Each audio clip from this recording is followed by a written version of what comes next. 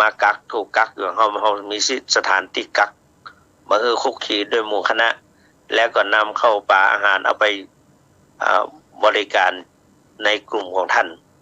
ก็ปรากฏว่าท่านทั้งหลายเหล่านั้นก็บ่มีอาการอะไรอย่างมีคัดกรองอย่างดีเข้าวัดก็คัดกรองอย่างดีแล้วก็มีพยาบาลของโรงพยาบาลจอมทองมาดูแลอย่างใกล้ชิด ตลอดถึงอสม.ก็มาดูแลดังนั้นก็จึงเริ่มการปฏิบัติมาเดี๋ยวนี้ได้เดือนกว่าได้30 กว่าวันละ31 วัน32 วันเข้ามานี่ก็มีการเข้าปฏิบัติครั้งแรก21 วันเข้มงวดกวดขันมาที่2ก็มาทวนยานแถม10 วันแล้วก็มาบอกพร้อมกันแล้วก็มาหยุดวันหนึ่งแล้วก็วันนี้ก็มาต่อทวนยานเป็นรอบที่2รอบที่2แล้วก็ซึ่งจะปิดโครงการวันที่17เดือนนี้17เพราะว่าแถมปกิวันก็จะเข้าพรรษาก็จะเป็นทั้งหมดก็45 วัน46 วันอันนี้ก็เป็นโครงการที่ท้าทายต่อโรคภัยไข้เจ็บแต่ก็บ่มีภัยปรากฏว่าได้เป็นโรคโควิดแม้แต่ท่านผู้เดียวแต่ก็พยายามป้องกันอยู่ทุกวันนี้ก็กลัวอยู่ ช่วยกันดูแลช่วยกันรักษาช่วยกันต่างผู้ต่างคนก็แต่ละรูปแต่ละตนก็ระมัดระวังมานั่งใกล้กันมายืนใกล้กันก็ต่างตนต่างองค์ก็ประพฤติปฏิบัติแม้แต่สอบอารมณ์เขาก็อยู่ห่างๆกันกับทุกรูปทุกตนทุกองค์ก็แล้วก็ฉันในบาตรไม่ได้ฉันขันโตกรวมกันเอาฉันในบาตรฉันเอกาแล้วก็น้ำปานะก็เข้าไปรอยืนห่างๆกันไปรับน้ำปานะก็เพื่อปฏิบัติกันอย่างนี้เพื่อความปลอดภัยในการในครั้งนี้วันนี้เป็นวันพระนี่เราก็มีการอบรมศีลสมาธิปัญญาเขาไปการรับศีลที่วัดพระธาตุเจ้าสรีจอมทองตั้งแต่เมื่อวานนี่ละตะวาเนี่ยเมื่อค่ำตะวา1 ทุ่มกว่าหรือ2 ทุ่ม1 ทุ่ม6 โมงเกินก็ทำว่าสวดมนต์ตามปกติ พอ2 ทุ่มมาก็เริ่มไหว้พระรับศีลโดยอาตมาภาพเป็นผู้ให้ศีลแก่สมณเณรและแม่ชีโยคีผู้ปฏิบัติธรรมจากนั้นก็ได้อาราธนาพระภิกษุองค์ธรรมกถึกเปลี่ยนปรับรัดลองกันก็ได้ขึ้นเทศพอรุ่งเช้ามา7 โมงก็ศรัทธาญาติโยมมาที่ศาลาไม้สักทองที่ในวัดพระเจ้าจอมทองก็มีการสวดกรรมฐานสวดมนต์ของศรัทธาญาติโยมนั่นแหละไหว้พระสวดมนต์จากนั้นก็มีการสมาทานศีลแต่วันนี้อาตมาภาพได้ไปขออนุญาตเข้ามาที่เมืองเชียงใหม่ไปโรงพยาบาลหมอนัดมีมาตรวจมาเช็คมาเจาะเลือดก็ปรากฏว่าแห้งๆทั้งนั้นแหละมีโรคเกาต์เบาหวานไขมันความดันไตเสื่อมแต่ว่าก็ดีขึ้นละพยายามเพราะฉะนั้นโรคภัยไข้เจ็บนี้ก็มักจะเกิดขึ้นถ้าเราระมัดระวังแต่ก็มันเกิดขึ้นสำหรับตัวเราแล้วไปนั่นก็สวดพระพุทธเจ้าจึงสอนสวดว่าพยาธิธัมโมหิเรามีความเจ็บไข้เป็นธรรมดาพยาธิอนาติโตไม่สามารถจะล่วงพ้นความเจ็บได้สมัยก่อนหลวงปู่ยังมีชีวิตอยู่หลวงปู่เคยว่าสิ่งที่เราบรรลุแต่มันก็ต้องเกิดขึ้นกับเรานั่นก็คือเราจะเจ็บไข้ได้ป่วยเมื่อใดจะเจ็บไข้ได้ป่วยด้วยโรคอะไรอย่างโรคนั้นก็มันมาจากสาเหตุ1เรียกว่าโรคนั้นมันเกิดขึ้นอาหารเนาะอาหารอารมณ์และกรรมเก่านะกรรมเก่านะเพราะนั้น สิ่งเหล่านี้โรคภัยไข้เจ็บเกิดขึ้นแก่เฮามากมายหลายอย่างพระพุทธเจ้าบอกว่าสิ่งภารกิจที่เราจะต้องรีบทำนั่นก็มี5อย่างคือ1อภิเษกกษัตริย์2กำจัดศัตรู3เรียนรู้วิชา4แสวงหาทรัพย์5ระงับป่วยไข้เปิดนัด3เดือนครั้ง3เดือนครั้ง3เดือนก็ไปเจาะเลือด3เดือนก็ไปเจาะเลือดที่ข้อแขนนั้นที่ข้อพับนั้นมันเส้นมันจมอยู่ตรงในหมอบอกว่าต้องตั้งหาต้องแตงหาแต่มาก็นึกว่าเล่นแต่เนี่ยมากลัวก็เลยเจาะเอาเลือดที่หลังมือก็เส้นรีบทีบหมอว่าอันกว่าจะได้เจาะได้2แผลเจาะ2ข้างละแผลกว่าจะออกมาได้โอ้ก็ไปยังมันก็ผ่านไปแล้วก็ต่อไปวันหน้าก็จะต้องไปเจาะห้องเบอร์11หมดเจาะห้องเบอร์ของพระสงฆ์สำนักสงฆ์นะมันก็เพิ่งก็เก่งนะเพิ่งก็บอกว่าในตึกสงฆ์เนี่ยก็มีผมคนเดียวเท่านั้นเก่งที่สุดอะถ้าเลยจากผมไปก็ต้องไปเจาะไหนไปห้องเบอร์11พุทธปัตนะเพิ่งก็ทำท่าเก็บของอานามาก็ขี้ค้านเตียวไปจะไปเข้าแถวจะไปรอแถมเอาเลยตั้งเลยหมอจะมันก็พยายามเอาไปดีไข้หัวเอาแหละเนี่ยทิ่มแหละแทงแน่บอกคนก็ยืนฟังกันเราก็ยิ้มฟังกันพอออกมาแล้วก็ก็แป๊บเดียวแล้วนะเนี่ยเพราะอย่างนั้นโรคภัยไข้เจ็บนั้นมันเกิดขึ้นกับแก่คนเฮาทีนี้มาอู้ถึงวันศีลวันพระวันศีลวันพระ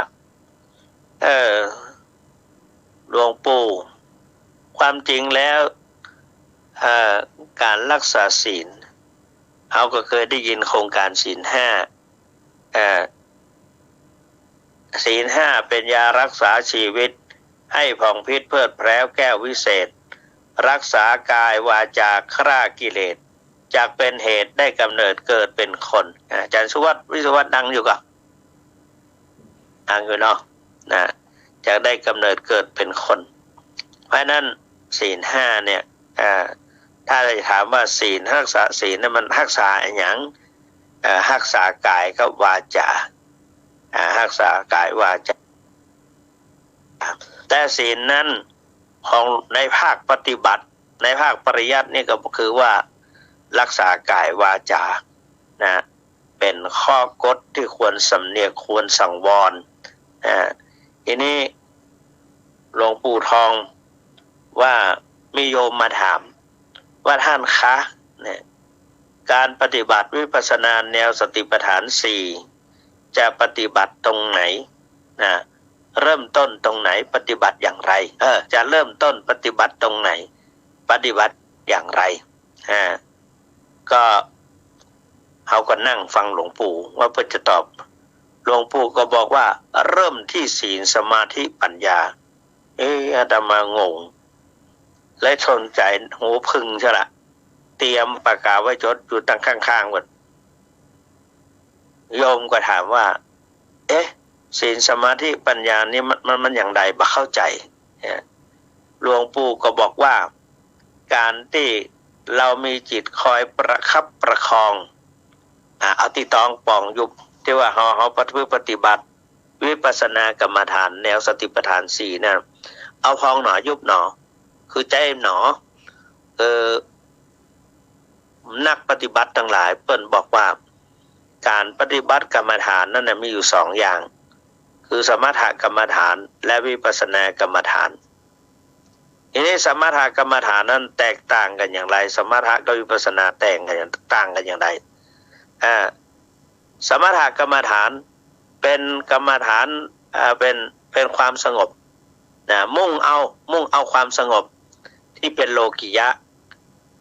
มีพรหมภูมิเป็นที่สุดวิปัสสนากรรมฐานมุ่งเอารูปนามมุ่งเอารูปนามมีพระนิพพานเป็นที่สุดสมถกรรมฐานเพ่งเอาบัญญัติเป็นอารมณ์ได้แก่กรรมฐาน40ส่วนวิปัสสนากรรมฐาน เพ่งเอารูปนามอันได้แก่ขันธ์5อายตนะ12ธาตุ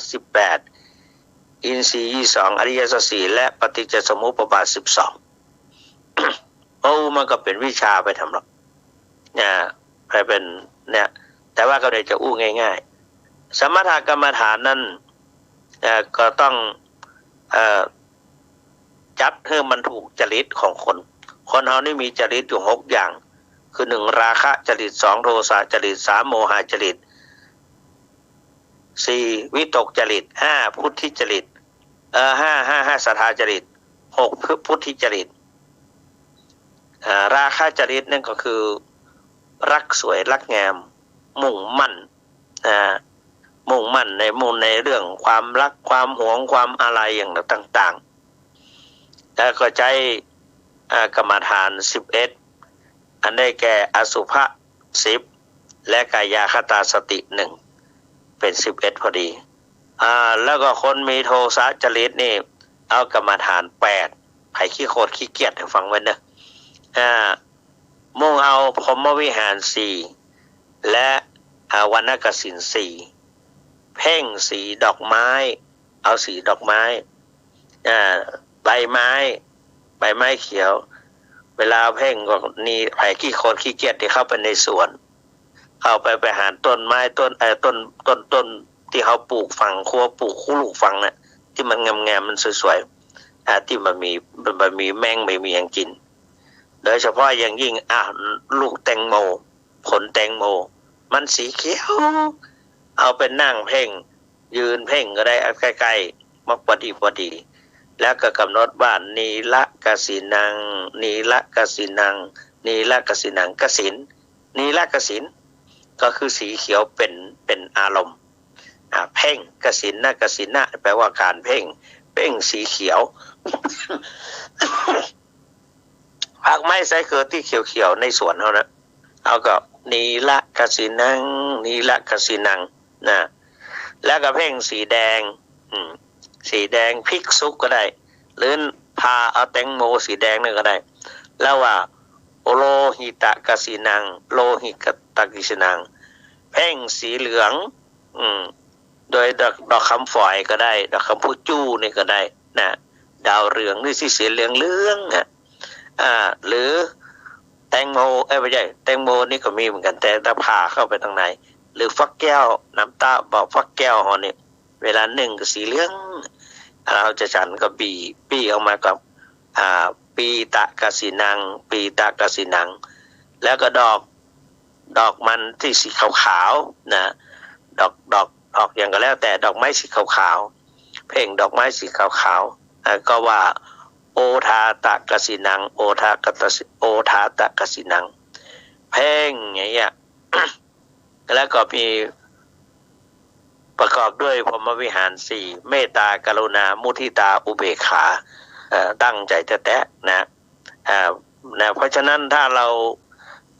ตั้งใจอย่างนี้แล้วกรรมฐาน8อย่างสามารถระงับยับยั้งความโกรธให้ได้ดีกลายเป็นคนยิ้มแย้มแจ่มใสมีอัธยาศัยใส่คอเบิกบานนี่นอกจากนั้นโมหะจริตและวิตกจริตนี่หายใจเข้าหายใจออกเป็นอารมณ์อัสสาสะปัสสาสะหายใจเข้าหายใจออกเขาจะหายใจเข้ากับหายใจเข้าหายใจออกตั้งใจกำหนดหายใจเข้าหายใจออกมันมากำหนดว่าอย่างละหายใจเข้าก็พอละหรือมันว่าก็จะยาวไปอัสสาสะปัสสาสะเนี่ยอัสสาสะหายใจเข้าปัสสาสะหายใจออกกำหนดลมหายใจเข้าลมหายใจออกบ่อยๆก็จะกลายเป็นคนไม่โมหะจริตหายไปวิตกกังวลต่างหลายต่างๆที่เกิดขึ้นบ่อยๆก็หายไปนอกจากนั้นก็พอผู้ที่จริตผู้ที่ศรัทธาจริตและเลือกถึงพุทธานุสติธรรมานุสติสังขานุสติศีลานุสติคือระลึกถึงศีลของตนพุทธานุสติก็พุทโธธรรมานุสติก็นึกถึงธรรมโมสังโฆศีลานุสติก็คิดถึงศีลของตัวเก่า โดยกำหนดว่าศีลังเมปริสุทธังศีลังเมปริสุทธังศีลของข้าพเจ้าบริสุทธิ์เนาะศีลของข้าบริสุทธิ์จาคานุสติและลึกถึงทานที่เฮาบริจาคตั้งแต่เฮาได้ทำบุญสุนทานที่หั่นที่นี่เนี่ยเทวตานุสติและลึกถึงสิ่งที่ทำให้เฮาเป็นเทวดาอันได้แก่มีความละอายหิริโอตตัปปะมีความละอายต่อบาปต่ออกุศลธรรมนะหิริคือความละอายนะมีบทสวดว่าหิริโอตตัปปะสัมปนาสุขธรรมาสมาหิตาสุขธรรมนี่ทำอันขาวอันได้แก่การมี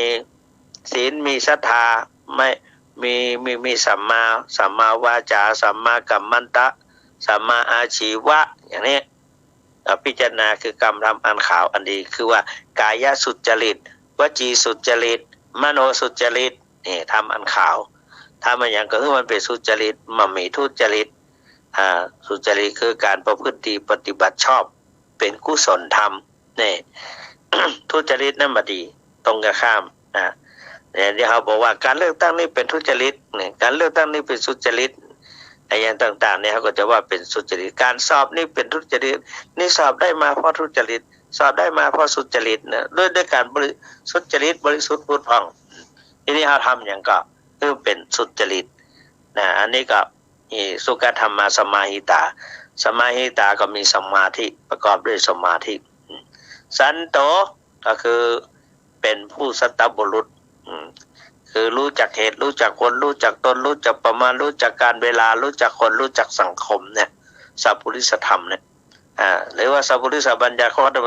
สัตตบุรุษตั้งไว้3อย่างอินทรีย์สังวรสำรวมอินทรีย์6คือระวังตาหูจมูกลิ้นกายใจไม่ให้ยินดียินร้ายไปเห็นรูปฟังเสียงดมกลิ่นลิ้มรสถูกต้องโพธพะรู้ธรรมอารมณ์ด้วยใจอันนี้อัปปนัตตปฏิปทานะข้อปฏิบัติไม่ผิดเนี่ยอันนั้นนี่แหละคือพยายามทำแล้วก็สามารถจะไปเกิดเป็นเทวบุตรฮือตาลโดยแล้วก็ด้วยจิตศรัทธาเริ่มใสก็จะไปเกิดในบนสวงสวรรค์เป็นเทวบุตรเทวดาต่อไปเขาก็เป็นเทวบุตรเทวดาในเมืองคนเนี่ยขนาดพรหมยังสามารถดึงมาได้หลวงพ่อพุทธพจน์พุทธวจนะวราพรหรือหลวงพ่อวัดป่าดาราพิรมหรือว่าวัดเจดีย์หลวงหลวงพ่อพุทธพจน์หลวงพ่อพูดว่า ชื่อแต่ก็ลืมไปหลวงพ่อพูดก็บอกว่าสามารถเอาพรมนั้นมาไว้ในบ้านได้โดยเอาป้ายเขียนป้ายไปติดเขียนว่าเมตตาเอาไปไว้ที่ห้องอาหารเพราะว่าความหิวนั้นเป็นโรคร้ายแรง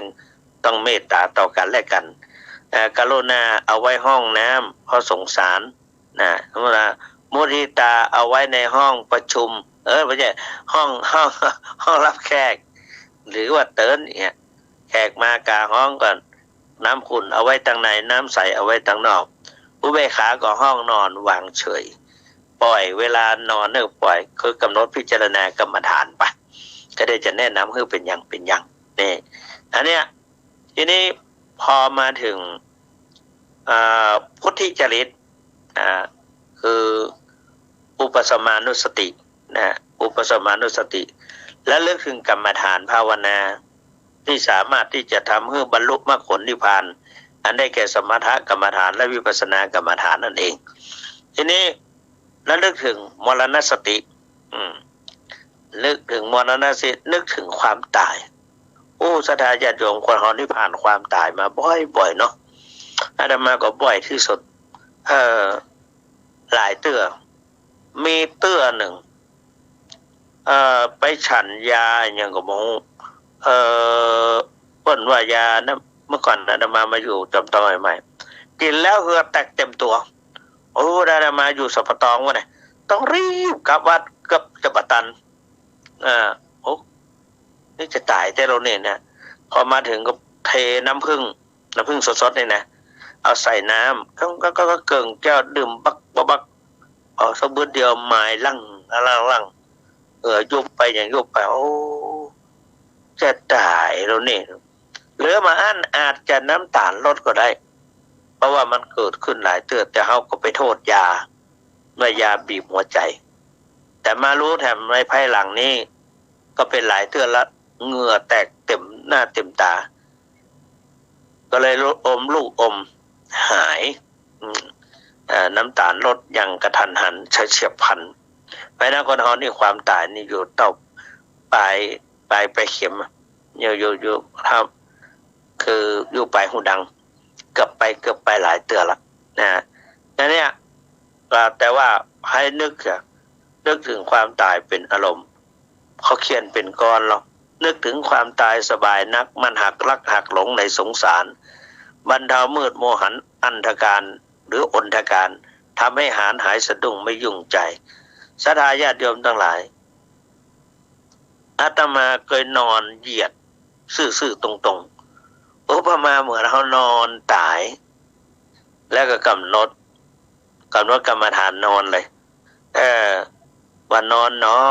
อก็เดี๋ยวต้องปองขึ้นปองหนอยุบหนอซะแต่มันหายใจยาวๆเขาก็หายใจเข้าหนอหายใจออกหนอนอนหนอหายใจก็สักเดียวต้องปองขึ้นปองหนอยุบหนอโอ้มีหันวันหนึ่งตื่นมารับก็ฝันกำหนดตลอดเวลา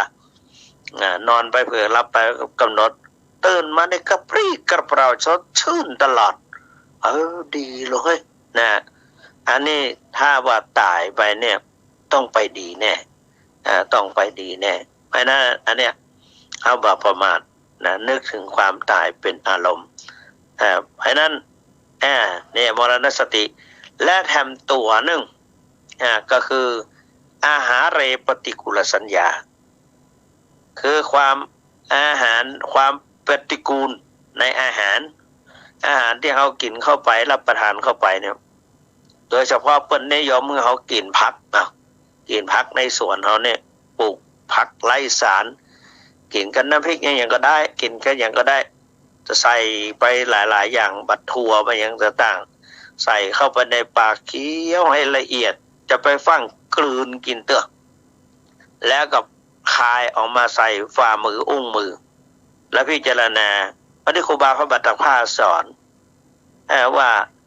เราจะได้เห็นความเป็นอสุภะในอาหารและในความเป็นของปฏิกูลอาหารทุกอย่างตะกี้สดสวยงดงามแบบสีเขียวอะไรก็เป็นรูปร่างห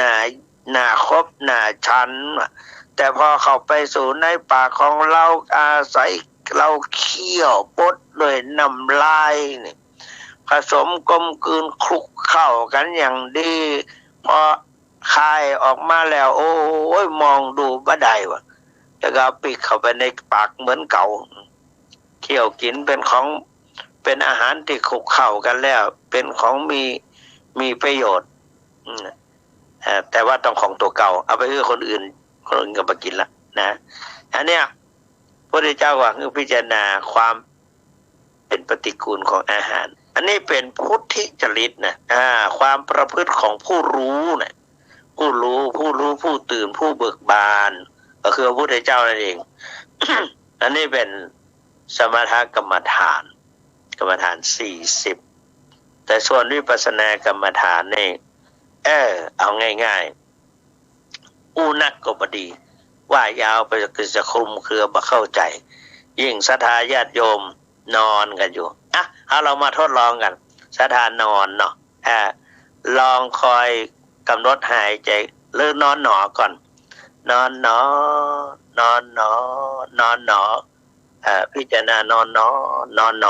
อกำเดียวมันหายใจยาวเพราะมันหายใจยาวๆเพราะนอนหนอเขาคิดถึงเขานอนตั้งแต่ตัวเขาที่นอนติดปืนนิ่มๆนอนนิ่มๆจะไปดิ้นแล้วกำหนดหายใจมาจะหายใจเถอะกำหนดนอนหนอเพราะอย่างจะเกิดขึ้นก่อนระหว่างการหายใจเข้าหายใจออกกับต้องปองต้องยุบอันไหนจะเกิดขึ้นก่อนแต่ความจริงเขาต้องการจะกำหนดพองหนอยุบหนอนั่นเองแต่ถ้ามันเป็นหายใจก่อนก็หายใจเข้าแต่เอา มากำหนดพุทโธมากำหนดหายใจเข้าหายใจออกเราบอกว่าหายใจเข้าหนอหายใจออกหนอเอาสมถะมาเป็นวิปัสสนา วิปัสสนาต้องกำหนดถ้าไม่กำหนดไม่ใช่วิปัสสนาถ้ากำหนดแล้วเราจะรู้ความเกิดดับของรูปนามสามารถแยกรูปแยกนามทดลองดูถ้ากำหนดนอนหนอนอนหนอนอนหนอถ้ามันหายใจเข้าเอาก็หายใจเข้าหนอหายใจออกเอาก็หายใจออกหนอแล้วก็กำหนดนอนหนอหายใจเข้าหนอหายใจออกหนอนอนหนอก็ได้ต้องปองขึ้นละหายใจเลยกำหนดพองหนอมันไม่ยุบสกรรมเอาก็รู้หนอแล้วก็นอนหนอเอาสภาวะปัจจุบันกำหนดปัจจุบันกำหนดปัจจุบันที่เขานอนเนี่ยพอกำหนดไปการที่จิตเข้าไปคอยระมัดระวังในการนอนก็ดีในการนอนนั่นแหละ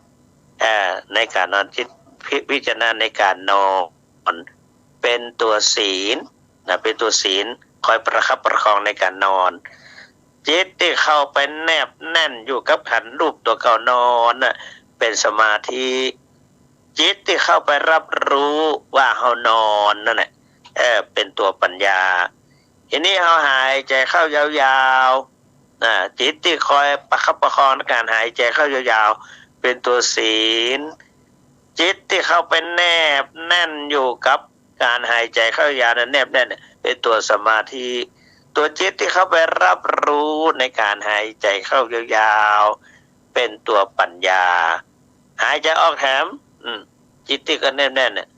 เอาพัดไปในตอนนี้อาจจะมันบ่คล่องแต่ว่าความชำนาญเกิดจากการเริ่มต้นและทำบ่อยๆทุกสิ่งทุกอย่างมันเริ่มต้นแล้วก็ทำบ่อยๆก็จะเกิดความชำนาญนี่พิจารณาเนี่ยนอน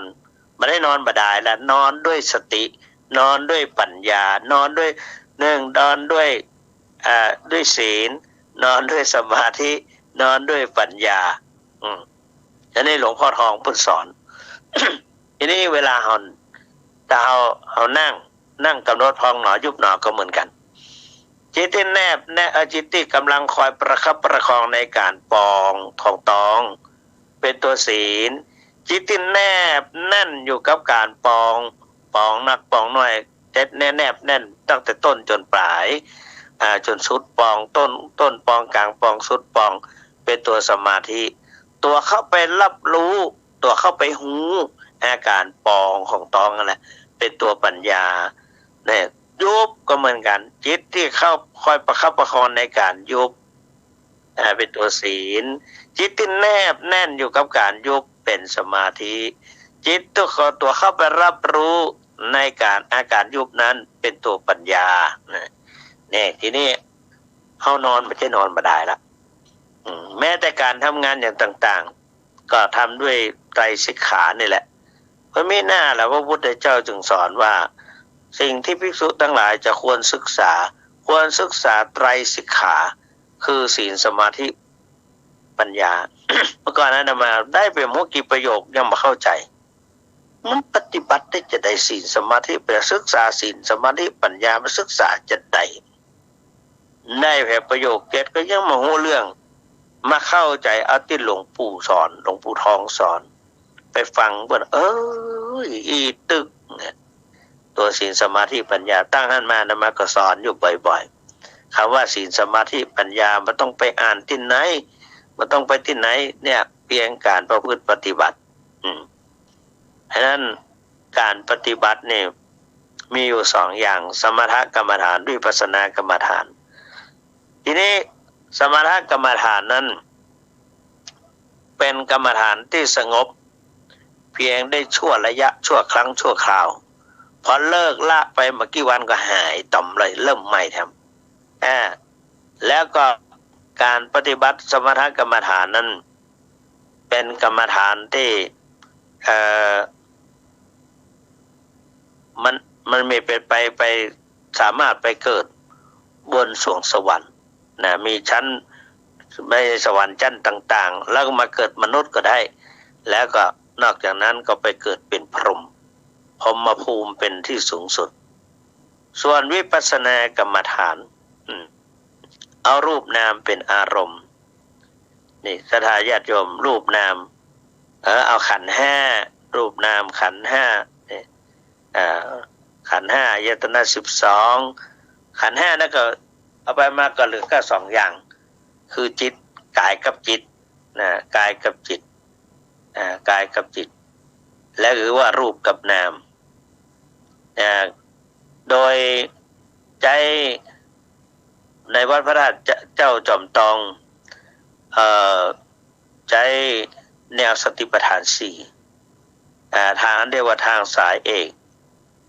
ท่านสาธุชนพุทธบริษัททั้งหลายแต่มันเล่าให้ฟังว่าภาษิตมียกรับรองว่าเอกยโนอายังภิกขเวมัคโคสัตตานังวิสุทธิยาโสกปริเทวานังสมติกมายะทุกขโทมนัสสานังอัตถังขมายะยายะสะอธิขมายะนิพพานัสสิกิยายะญาติทางจตาโลสติปัฏฐานาวงเล็บสังวัตตันติ อันนี้เป็นภาษาบาลีมาจะแยกขึ้นแปลว่าทางสายนี้ยังเนี่ยอย่างทางสายนี้เป็นทางสายเอกนะถ้าเรียกว่าทางสายนี้คือทางสายนี้เป็นหนทางสายเดียวหรือสายตรงทางสายเอกคือสติปัฏฐาน4ได้แก่สติปัฏฐาน4สังวัตตันตินั่นก็ย่อมเป็นไปสัตตานังสัตตานังวิสุทธิยาเพื่อความบริสุทธิ์หมดจดแห่งกิเลสของสัตว์ทั้งหลายก็คือสัตว์มาคมใจหลับก็สัตว์มนุษย์เขาเนี่ยแหละสัตว์อย่างอื่นมันหมูก้านะได้ปฏิบัติศีลสมาธิปัญญามีกับมนุษย์อย่างเพราะว่าสัตว์ทั้งหลายมนุษย์เป็นสัตว์โลกต้องเวียนว่ายตายเกิดในวัฏสงสาร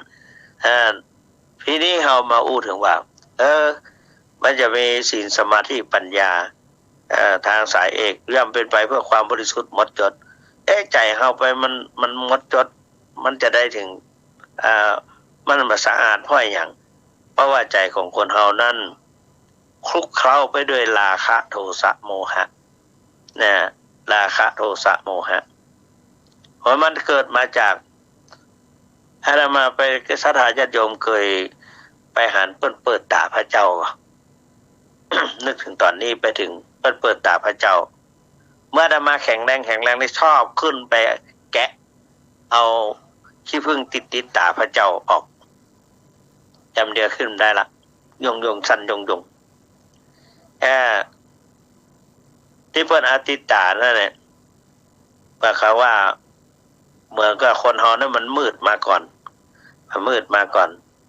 จิตของคนเฮามืดก่อนพอพูดถึงนี่มาอู้ถึงจิตความแปลกของจิตพระเจ้าตรัสว่าพันธนางจะปลังจิตตังทุลขังทุนนิเวลายังเยจิตังสัญญเมสันติโมคติมาลพันธนาประมาณนี้โยนไปหันโยนไปนี่ศรัทธาใจจะงงอันนี้เอามาอู้ถึงจิตก่อนเนาะคนเฮาเนี่ยมีกายกับใจหรือกายกับจิตอันนี้อู้ถึงเรื่องจิตกายเขาบอกอู้ละ อู้ถึงเรื่องจิตจิตนั่นน่ะเขาอู้ถึงอย่างคนปัจจุบันเนี่ย1เครียดจิตมันเครียด2วุ่นวาย3มืดมน4เร่าร้อนใจ1เครียด2วุ่นวาย3มืดบอดหรือมืดมนอนทการ4เร่าร้อนจิตของเรานะเพราะฉะนั้นต้องสำรวมจิตอาตมาถึงบอกว่าเยจิตังสัยเมสันติโมคติมาลพันธนาผู้ใดจักสำรวมจิตซึ่งดิ้นรนกรอกรักษายากห้ามยากเอาอยู่นี่อย่างศรัทธาอย่างอาตมานี่ตอนเนี้ยจิตของอาตมาเล่นไปหาศรัทธาญาติโยมแต่ตัวอาตมาอยู่ในห้องของอาตมานั่งคัดสมาธิโทรศัพท์อยู่นี่ตารับตาแล้วก็จิตก็แล่นไปเหมือนกับกับศรัทธาญาติโยมเหมือนจะหันศรัทธาญาติโยมนอนฝึกกันแต่ละคนห่มผ้า นอนฝึกกันม่วนหายใจเข้าหายใจออกหรือต้องปองหนอยุบหนอนอนหนอพองหนอยุบหนอนอนหนอพองหนอยุบหนอจ้าจะไปทำมวยกรรมฐานนี่ต้องจะทำจ้าได้ครูบาวัตถภาว่านะการประพฤติกรรมฐานภาวนาอย่างเดินจงกรมนี่จะไปเตียวโวยอาเนนเฮาทั้งหลายจงกรมนี่เตียววือเหมือนกับเปิ้นไปลาเหล่าลาปะลาสัตว์ลาเหล่าลาป่าเหมือนมันสมัยเฮาว่าขึ้นไปละอ่อนไปไล่นกคุ้มไปไล่นกคุ้มถ้าเอาเตียวไวๆนี่นกหายหมดต้องก้อยๆหรือว่าเขาจะไปล่าคนสมัยก็ไปไล่กระล่ากระต่ายล่าอย่างถ้าไปไวนะสัตว์จะหนีหมดเลยหรือแอบซ่อนหมดเลยต้องก้อยๆค่อยๆติวไปค่อยๆเดินไปการปฏิบัติกรรมฐานครูบาเขาบัตรภาว่า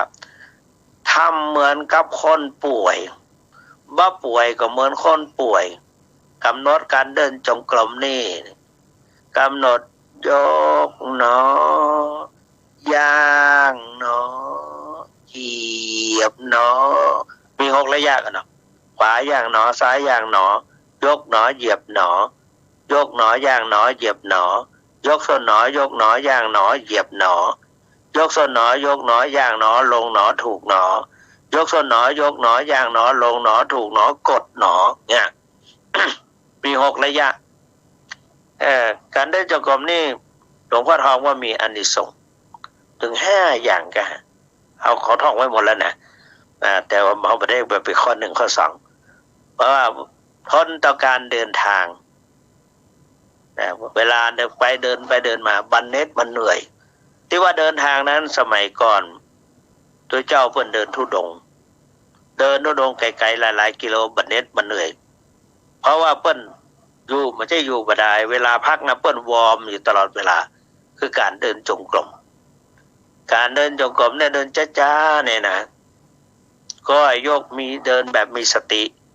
ยกหนอหรือว่าขวาย่างหนอซ้ายย่างหนอขวาย่างหนอกล้าเดินไปเดินมาที่ได้ญาณ16 3ข้อกัน1นามรูปปริเฉทญาณ2ปัจจยปริคหญาณ3สัมมัชชนญาณเอาบ่เคยปฏิบัติสักเตื้อเพียงแต่มาค่อยกำหนดขวาย่างหนอซ้ายย่างหนอค่อยๆจิตผู้พันยติยะเดินไปเดินมาเนี่ยญาณ16เบื้องต้น3ข้อก่อน1นามรูปปริเฉทญาณสามารถแยกรูปกิจหาว่าขวาจิตขวาย่างขวายกขึ้นเป็นรูปจิตเข้าไปรับรู้เป็นนามย่างเคลื่อนไปเป็นรูปจิตเข้าไปรับรู้เป็นนามหนอเหยียบลงจิตเข้าไปรับรู้หนอเหยียบลงเป็นรูปจิตเข้าไปรับรู้เป็นนามเนี่ยยกหนอจิตเข้าไปยกเท้ายกขึ้นเป็นรูปจิตเข้าไปรับรู้อาการยกขึ้นเป็นนามเหยียบหนอเท้าเป็นรูปกระทบพื้นเป็นรูปจิตเข้าไปรับรู้ในการเหยียบเป็นนามเพราะฉะนั้นแยกรูปแยกนามเพียงแต่มาพองหนอยุบหนอก็เป็นรูปเป็นนามแยกรูปแยกนามพองหนอต้องปองขึ้นเป็นรูปจิตเข้าไปรับรู้อาการปองเป็นนามยุบหนอ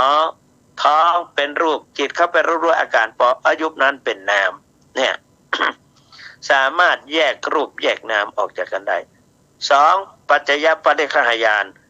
รู้เหตุรู้ผลของรูปนามในขณะที่เรากำหนดว่าปองหนอเราไปกำหนดก่อนต้องยังปองเตือการกำหนดนั่นเป็นรูปต้องปองขึ้นเป็นนามแล้วเป็นเหตุเป็นผลแต่เรากำหนดก่อนการกำหนดนั้นเป็นเหตุการกำหนดเป็นเหตุแล้วก็ต้องปองขึ้นมาทีหลังเป็นนามนะเขาเรียกว่าเป็นเหตุเป็นผล รูปเป็นเหตุนามเป็นผลอันนี้ว่าเวกเลยซับซ้อนเขาไปกำหนดนะเขาไปกำหนดนามเป็นเหตุต้องปองขึ้นที่หลังรูปเป็นผลนะรูปนามเขากำหนดต้องปองเหตุก่อนแล้วเอาไปกำหนดที่หลังรูปเป็นเหตุนามเป็นผลเนี่ยถ้าต้องกับการกำหนดไปพร้อมๆกันรูปกับนามนามกับรูปต่างเป็นเหตุเป็นผลของกันและกันได้อย่างที่สองแล้วการกำหนดนั้นเกิดขึ้นตั้งอยู่ดับไปเกิดขึ้นตั้งอยู่ดับไปเป็นไตรลักษณ์อันนี้จังทุกขังอนัตตาเพราะฉะนั้นเพียงแต่ญาติโยมนอนกำหนดเนี่ยได้3 ญาณกันนะญาณ16ได้3 ญาณทำไปความ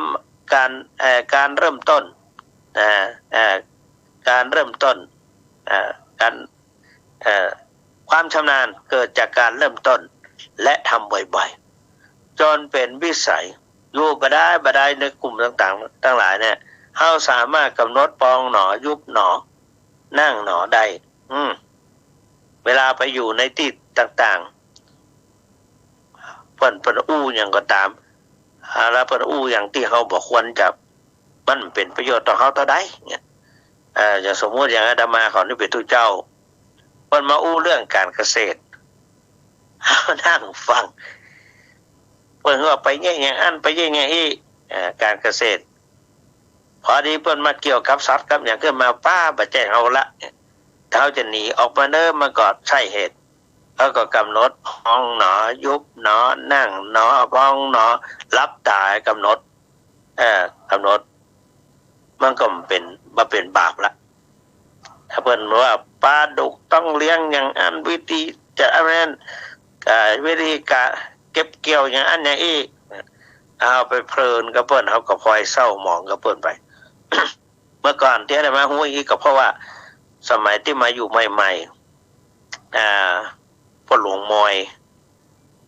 เพิ่นปลาไปแอวสวนของเพิ่นเลี้ยงปลาดุก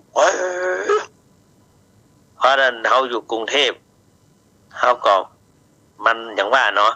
อยู่กรุงเทพเพิ่นว่าการเกษตรการเนี่ยเขาก็มาอยู่กับเจ้าบ้านมันก็น่าจะเนี่ยปีกมาก็ไปอู้กับหลวงปู่ถามว่าท่านมาหาไปไหนมาเนี่ย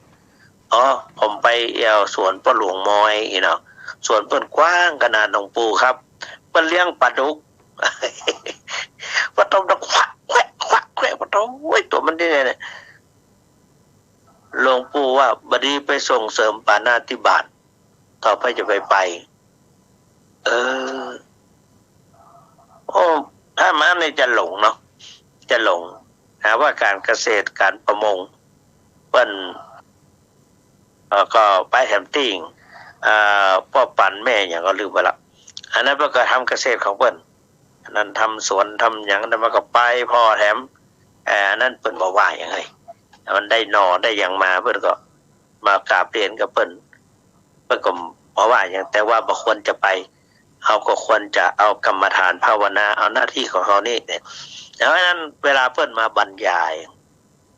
ในกลุ่มนั้นเขาก็พอดีได้เปิ้นนิมนต์ไปเขาก็กำหนดพองหนอยุบหนอหรือว่าได้ยินหนอเป็นกรรมฐานอย่างหนึ่งบ่เสียหายศรัทธาญาติโยมก็เหมือนกันถ้าว่าเข้าไปอย่างเราเป็นคนเฒ่าคนแก่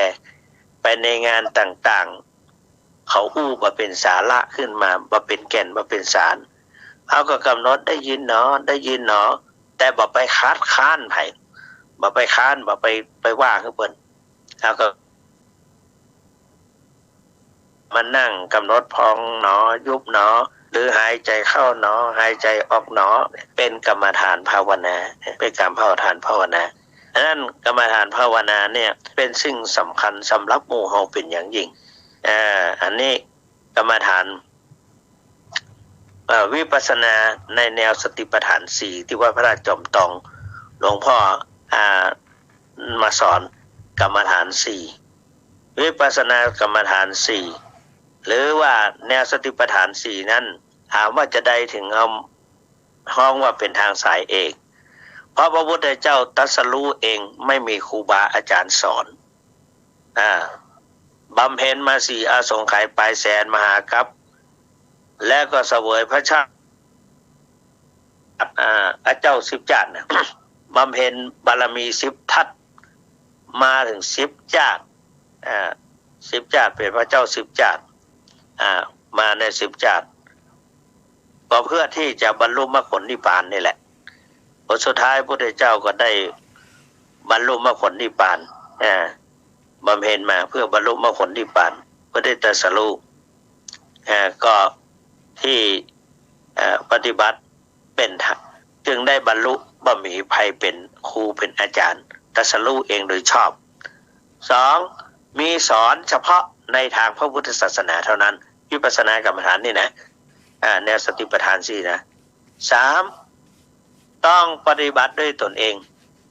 แม่อุ้ยจะบอกว่าอีน้อยมึงไปปฏิบัติแทนอีแม่กรรมอีน้อยมึงต้องไปดิแม่จะปฏิบัติแทนมึงก็ได้บ่ได้ต้องปฏิบัติด้วยตนเองปฏิบัติด้วยตนเอง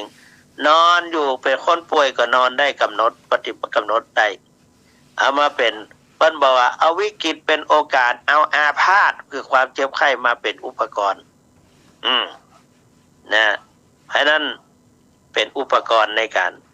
เวลาเขาเจ็บอย่างต่างๆอาตมาเข้าห้องยาบ่อยเมื่อก่อนถูกผ่าตัดเอากับความจริงเขาก็มาพิจารณาว่ามันเจ็บหนอรู้หนอก้อยๆมันไม่ใช่เสมอไปมันขึ้นลงถ้ามันเจ็บตลอดแต่เขาก็ร้องลั่นเชียวละร้องลั่นที่มันผ่อนมันคลายไปก็แสดงว่ามันเบาลงมันก็เป็นไตรลักษณ์เหมือนกันหรอกเป็นที่จังทุกขังอนัตตา ทีนี้ต้องปฏิบัติด้วยตนเองนะประการที่4เป็นทางสายตรงไม่ใช่ทางสองแพร่งประการที่5จุดมุ่งหมายก็คือพระนิพพานนิพพานังปรมังสุขังพระนิพพานนี่แหละเปิ้นจึงฮ้องว่าทางสายเอกทางสายเอก1พระพุทธเจ้าตรัสรู้เองโดยชอบ2มีสอนเฉพาะในทางพระพุทธศาสนา3ต้องปฏิบัติด้วยตนเองจะปฏิบัติแทนคนอื่นหรือให้คนอื่นปฏิบัติแทนไม่ได้4เป็นทางสายตรงไม่ใช่ทางสองแพร่ง5ที่สุดนั่นก็คือบรรลุพระนิพพานเท่านั้นนะสำเร็จเป็นพระนิพพานเท่านั้นฉะนั้นกรรมฐานนั่นควรจะทำเพราะศรัทธาญาติโยมทั้งหลายตึงมันนี่เขาว่าไผต่างคนต่างสะสมวัตถุสมบัติไปอย่างหลวงพ่อนี่เพื่อเข้าลักษณะ1มีความเชื่อมั่นในตนเอง2มีสัจจะ3มีวินัย4เมตตาต่อสัตว์5มีความเสมอต้นเสมอปลาย6ไม่สะสมทรัพย์สินเงินทองไปพอห้องพวกนั้นหลงลึ่งเหมียสักจังหลวงปู่นะ จะมาพอห้องเจ้าคุณแหวงเนี่ยเขาเคลียร์นอนอะไรนะแต่ก็ส่วนมากก็เป็นหนังสือเอาหันหนังสือแล้วก็เสียดายอย่าไปขว้างก็เสียดายเราซ้อนอยู่ตั้งใดก็ไปนอนอย่างสมัยก่อนวัดไปเห็นเขานี่ก็อาจารย์ด็อกเตอร์เดี๋ยวไปก็ไปอยู่กรุงเทพเขียนกลอนเขียนยังออกมาเขียนเปิดเขาว่าฉันแต่งฉันเป็นภาษาฉัน ลงลายให้คนได้อ่านกันก็มีความสุขท่านด็อกเตอร์ของเขานี่ก็ไม่ใช่ย่อยนะสละให้ประตกประเสียงตำแหน่งแต่ที่จริงเป็นถึงรองเจ้าคณะอำเภอเมืองเชียงใหม่เป็นถึงอาจารย์รองนะที่ในมหาวิทยาลัยสงฆ์สอนมาโดยตลอดเป็นด็อกเตอร์สอนมาอาตมาก่อนเรียนกับเปิ้ลเนี่ยจึงได้ประโยคจึงได้ปริญญาเอกจบปริญญาเอกก็เพราะครูบาอาจารย์ทั้งหลายเหล่านี้ช่วยแนะนำพร่ำสอนเนี่ยก็ไปเมื่อก็ห้องเพื่อนเป็นด็อกเตอร์ก็ใครเป็นก็เพื่อนเรียนจะเป็นด็อกเตอร์พอได้เป็นด็อกเตอร์แล้วก็อยู่บ่ไหวจบแล้วก็จะเป็นห้ามบอก